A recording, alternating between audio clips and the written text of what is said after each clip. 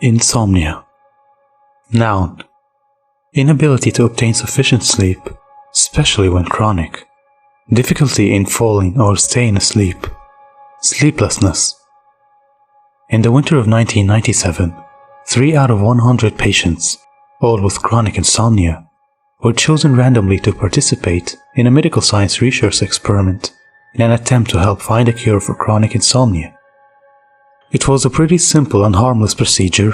The 3 selected patients were to spend 5 days and nights at a sleep study hospital, where the doctors would moderate their sleep patterns after giving them an experimental insomnia drug in order to help them fall asleep.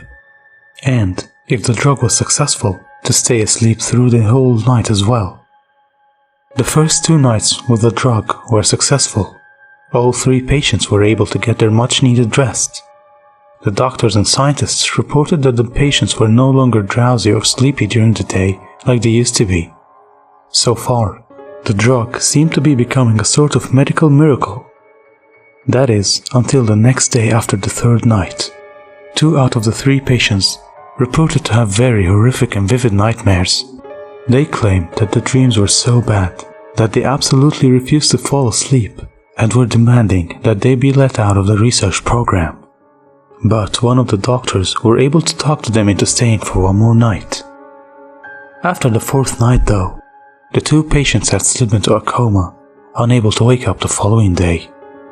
Fearing that they overdosed them with the medication, the doctors wanted to cease the program immediately. But the board over the research facility refused the doctors to shut it down, wanting to see how the remaining patient would react to the right amount of medication. But coincidentally, the last remaining patient also refused to be put asleep, after claiming she also started having nightmares as well. When the doctor asked her why she didn't want to go to sleep again, this was her response. "I'm afraid I'm going to wake up."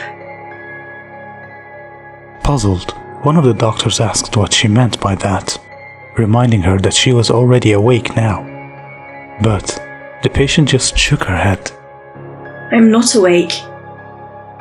They are." By they, she was talking about the other 2 patients that had slipped into a coma. The doctors were all confused by this point. One of the doctors questioned her, reminding her of the other patients' states. "They're asleep," he told her. "They can't wake up." The patient just stared at him for a long moment. She finally spoke. "No.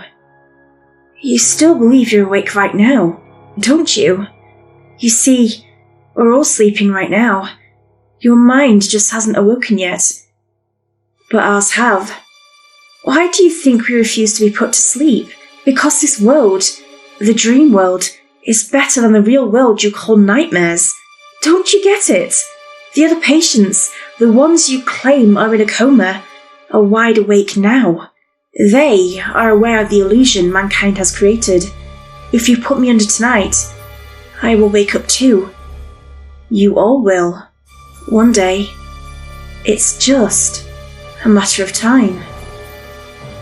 The doctor, still not fully aware of what she was saying, asked her again, "What are you talking about?" The patient smiled. "When you believe you are awake, it is just a dream. But when you know you are dreaming, you are actually awake. It's the complete opposite of what you thought you knew. You think you're here right now, talking to me. Well, think again. You're just sleeping. But tonight, when you all go to bed, you'll wake up. Those things you call dreams are your reality. And now that you realize this, you will fully awake tonight as well. Trapped forever in your dreams." The patient's eyes then began to grow heavy as she laid back on her pillow. But before she fell into unconsciousness, she managed to speak again, ever so softly. "We all have to wake up sometime."